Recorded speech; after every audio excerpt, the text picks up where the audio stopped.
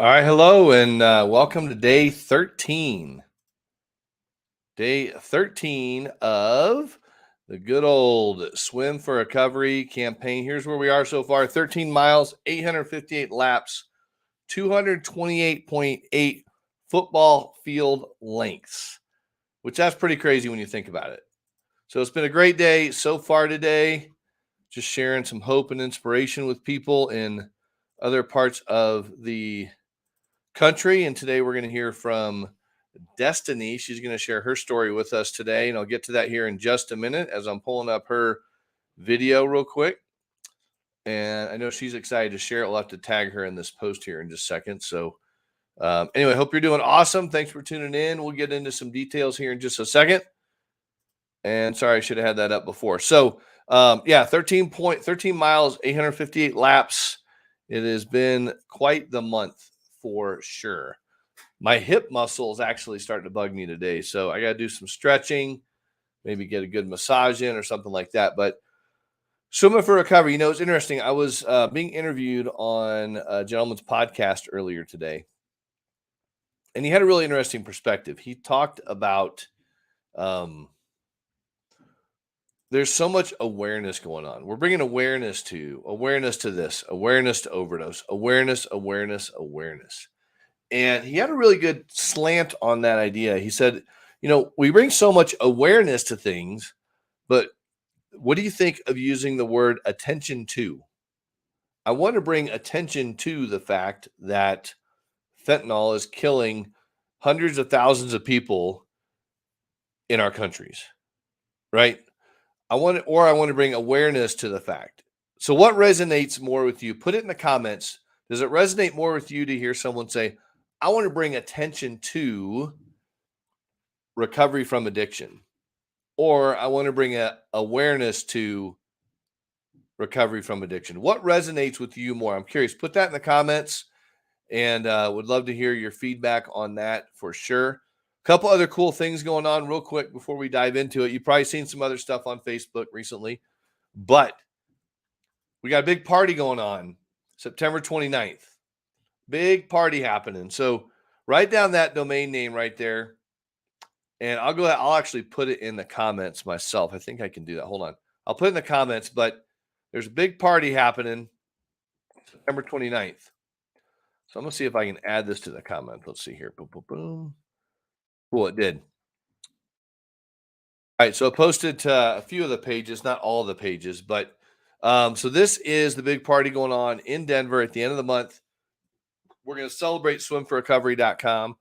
We're going to celebrate the addiction intervention book, hit #1 bestseller and new release in 14 categories. We're going to celebrate bringing attention to recovery from addiction, and we're going to celebrate you. We have inspirational speakers, free food, free drinks, free books for people, free coaching. It's going to be a night of free, actually being hosted at Free Spiritual Community. So excited for that. Most definitely. Please share the comments, share this story with other people as we hear from Destiny here in just a second. I'm actually going to go tag her in the Facebook post to let Destiny know her story is about to go live. I don't think I told her that it was going live today. So I'm going to tag at Destiny and get her excited about that at Destiny. Let's see here. And hold on just a second. I have to confirm one thing real quick, and then we're going to get at it. So, all right, Destiny, we are getting ready to get this. I just want to make sure I'm tagging the right person here because the picture looks different. It says, okay, I think this is it. All right, cool. All right, good stuff here. So we're going to do this. I'm going to tag her there. We're good to go. All right.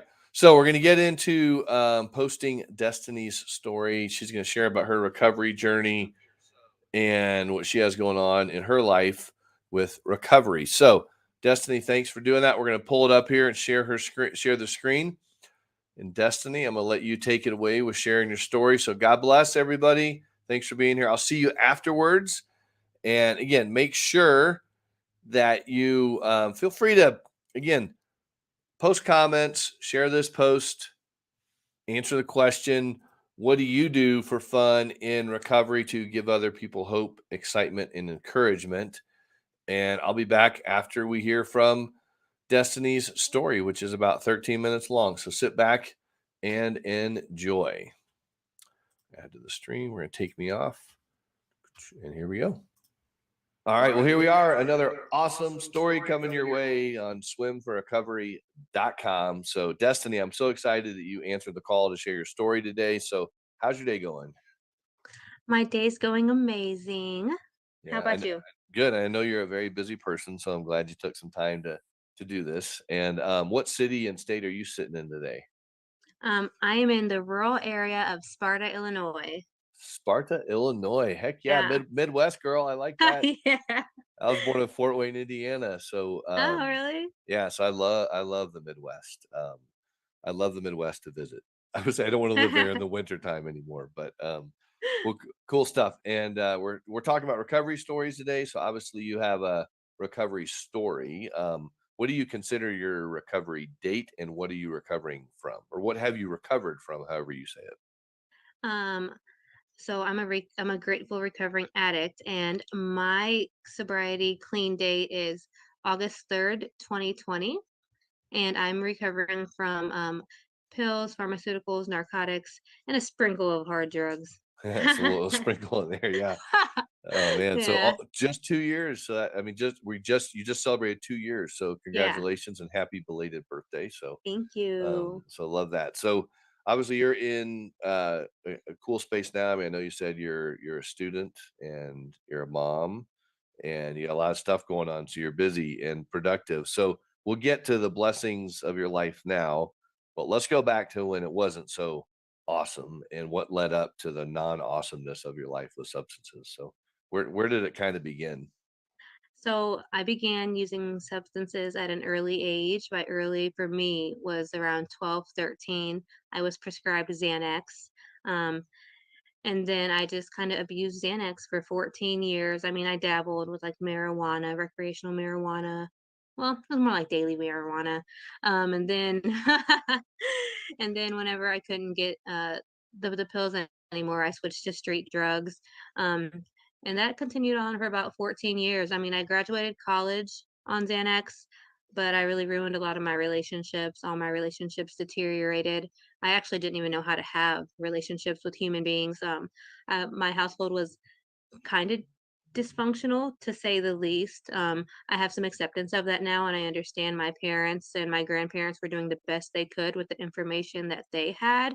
But I really had some unhealthy learned behaviors that impacted me throughout my entire life, some trauma that I experienced, and that I just didn't know how to deal with. I did never had a safe space. And so using drugs was really my escape mechanism. For the longest time, I thought that was the solution. Like in my mind, all I could think was, "This is the solution." And I had some, like, immediate family members that were in active addiction as well. And, my father was in prison for most of my life, so I didn't really have any healthy role models to really turn to. Yeah. Man, it's amazing in like 2 minutes you can say all that, and there's so much packed in there Yeah. of a life of just ping ponging back and forth and trying to figure it out as a kid and where do you fit in and I mean all this. I mean, there's so much in that little bit right there that we could probably extrapolate that for like 4 hours and kind of dive into that. But what a journey you've been through as a kid. Yeah, it was very tough growing up. Just very unstable household, and I had a lot of trouble accepting that or even comprehending that. Like at such a young age, I didn't know how to comprehend the world around me or make sense of it. And so whenever I got prescribed like Xanax for the first time, I was like, "Oh, this makes me feel good. I want to feel this way forever." Like it was just a really a numbing distraction mechanism that I turned to at a very young age. So therefore, I never had the ability to develop coping skills. None of my family members had coping skills, so it just kind of was like my way of life, my survival mode, so to speak. Yeah, I Yeah. thought of a book title for you if you ever write a book. You could say I graduated college on Xanax. Oh, really? There's a book called that? No, Oh, no, no, if that I that's write a book. your book's Okay. gonna be called "I Graduated College on Xanax," and And it would now probably fly off. Yeah. I don't remember any of it now, actually. I went to, like, memory specialist and done, like, memory tests 'cause, like, even though I wasn't blacked out in those moments, I actually have, like, some, like, I guess I don't know if it's permanent effects from using Xanax, but I just from, like, 15 to 25, I just don't actually remember going to college. I don't remember any of my teachers. Even in high school, I don't remember my teachers. I don't remember the classes I took. I graduated with a 3.75 GPA on high honors, but I can't recall anybody. So, yeah. Was that a pun intended when you said high honors? No, Yeah. it wasn't. Yeah. It It wasn't. it could But be that's one a of your good one. it could be one of your future jokes when you're telling on stage, but and again, I mean, the things we're dealing with, they totally suck, and it was horrible and awful, but, we gotta look back on it sometimes and just kinda bring some levity to it, like, that's crazy that you went through a lot of that stuff and don't remember that, and I'm thinking, like, now right now, because your daughter is how old? She's getting ready to have her It'll be 3 on Friday, okay. tomorrow. Okay, so I'm just going on a tangent here. We got 3 she's 3 years old. You're just over 2 years sober and clean. So, what was that like having a daughter in your use at that point? Okay, so like my daughter was really the catalyst to my personal growth. I always say that. Like when people are like, "Tell me about yourself," it's my daughter was the catalyst to my personal growth. I never had heard of recovery or 12 step, any kind of programs until I got pregnant. When I got pregnant, that's when I first went into recovery. And, you know, early, like, so like, I, ironically, whenever I was really high on methamphetamines. I was like, "I'm gonna make a baby. Let's make up." Me and my child's father were like, "Let's make a baby," not thinking like, "Oh, we're gonna have to stop taking drugs to take care of the baby." So whenever I got pregnant, I was like, "Okay, I really am gonna stay clean." I see so many people on drugs that don't have their kids. I don't want to be that person, especially when this was intentional. So I found recovery when I got pregnant. I was still smoking weed, maybe like up until maybe 4 months, and then I, had a sponsor, started working the steps. I stayed clean until Penelope was I think I had 9 months, so Penelope it's hard to remember Yeah, because yeah, so somewhat somewhere around that time frame, yeah, yeah. so and then I was breastfeeding, and then I was breastfeeding, and then I stopped because I had relapsed. I had, tried to take some Xanax, so I wouldn't take anything else, and I blacked out because the Xanax were actually fake, and I woke up using methamphetamines, and Penelope was around 10 months at this point, and I was terrified. I didn't go on a long run. It was more of like I could see the bottom. I was terrified of reaching that emotional bankruptcy again, and I called my sponsor and I asked for help, and I got back into recovery because like at that time too, my sister who was 12, she had been placed with me through DCFS because my mother was in active addiction, and she's been in active addiction our whole lives as well. And so I was really fearful of what if I lose both these kids? Like, how horrible would that be that my sister got placed with me because my mom's in active addiction, and now I lose both of these kids because I turn back to active addiction. So I really became intentional about really dedicating to rebuilding the foundation in my recovery. I took a semester off from school, even. I did the 990 meetings in 90 days, and that really just saved my life. And yeah. Cool. Good for you. I mean, again, we everyone has their own little place, their own little journey, their seasons, and sometimes they're short stints, and sometimes they just don't come back. So here you are now. Your sponsor obviously was huge role in your life to help you kind of find your direction, right, and tap in. So what did you do in the early recovery parts when you're like, hey, reach out for help? Here you are. We're 2 years down the road. So what did you do in the beginning, and what are you kind of doing for fun to still like enjoy being free from substances? Okay, so for me, like when I was pregnant and I first came to recovery, I really had these limiting beliefs and these old notions of thinking that were not serving me anymore. Like I used to always say, I have trouble reaching out. I don't like to reach out. It's embarrassing. So after my relapse coming back, I really had to let go of all those old modes of thinking. I started meditating every 2 days at first. So for me, this is just my story. I utilize multiple recovery programs. I do 12 step and I do recovery dharma, which is a Buddhist inspired approach to recovery.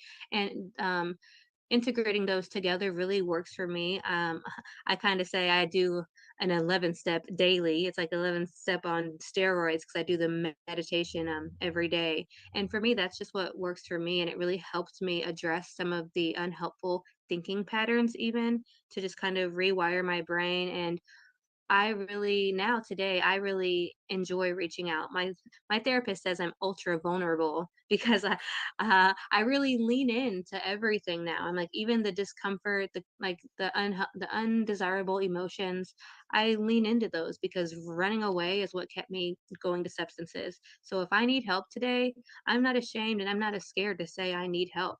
I like for me being vulnerable comes with honesty is like a part of being honest, and my ability to be vulnerable today has helped me stay clean and grow. And now I can teach my children that being vulnerable isn't a bad thing. I feel like in the past, the cultural conditioning has may have misled us to believe that being vulnerable and open is weak, but it's actually a strength whenever you use it to save your life, and for the right reasons.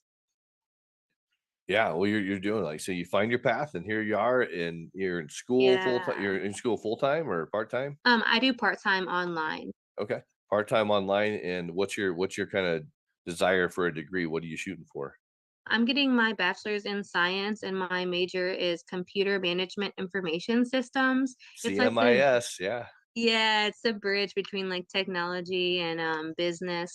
So, Yeah. yeah. That was my graduate degree from University of Oh, Texas was that well, really? yeah, was, Cool. and I went that way because 'cause I'm thinking, "Okay, what's" I never did anything with computer stuff or MIS or anything, but that was Same. my degree. I went down that direction, but it's just education. But you're doing that, you're balancing life right now, you have good community, it sounds like.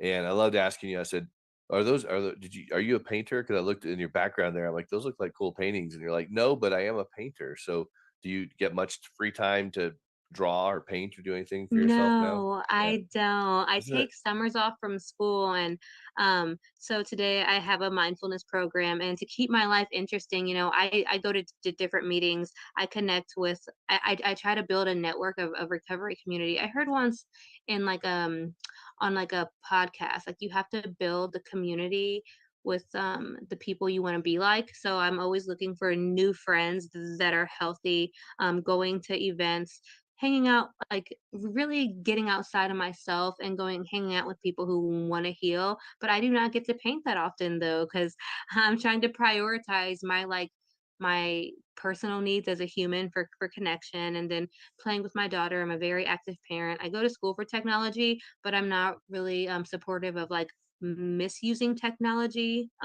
So I'm like always trying to find a balance between my personal needs, my children's needs, and then my art kind of gets placed on the back burner. I just paint for fun. I tried to paint for money. I didn't like it. It made me stressed out. It took like the whole therapeutic value out of painting for me, actually. Yeah, yeah, I hear you. Sometimes the passion then becomes a project, which becomes income, and then you lose the passion because then you got to market and all that stuff. So, well, thanks a bunch for hanging out on swimforrecovery.com and sharing your story. I know it's going to touch lives, and you're expanding your community now by the people that get to hear that, and hopefully they'll reach out to you if they want to connect too sometime. So, appreciate you very much. Thank you. Thank you. You're awesome. All right, so there we are with another swimforrecovery.com recovery story. That is the 13th one for the month. And they're all posted on this domain name right here. So go check it out, send it out to your friends. And I just love sharing people's stories. And I'm going to actually pull up this thing I want you all to hopefully check out. We're going to go and keep sharing our screen because at the end of this month, we're doing a huge party here in the Denver metro area. So we're going to go ahead and copy this, go to the actual Eventbrite. And this is the domain name where you can go register. We're going to be doing this live stream and also live in person here in the Denver metro area. So if you go to this domain name, which is there it is right there. So it's an Eventbrite, and you can register. You'll get the details about the local event and then also the event that is going to be online. So I'm going to make this a little bigger for you. And just keeping it real simple. I mean, it's not simple. It's going to be a lot to put it together, but it's, we're giving away, we're going to have free food, free drinks, a free book while supplies last. Thank you to our sponsors and people that want to sponsor the actual event. And if that's something you would want to do and help sponsor an event like this, reach out to me. If you're a local business, you don't have to be a recovery business, just a local business, and you want to support this big party. We're doing a big book signing and night of inspiration event. We're going to have 6 inspirational speakers. Speakers get a chance to talk about 10 minutes on their stories and inspire you to be better in your life and move forward. And then also, each one of our sponsors gets a little spotlight where they get to talk about what they do, just to say thank you from them and all that good stuff. So mark your calendar, September 29th in Denver area. We're going to stream it live and also live and in person. So that is all for now. Hope you have an amazing day, afternoon, morning, whenever you're watching this. Please reshare this post, and we'll catch up with you soon.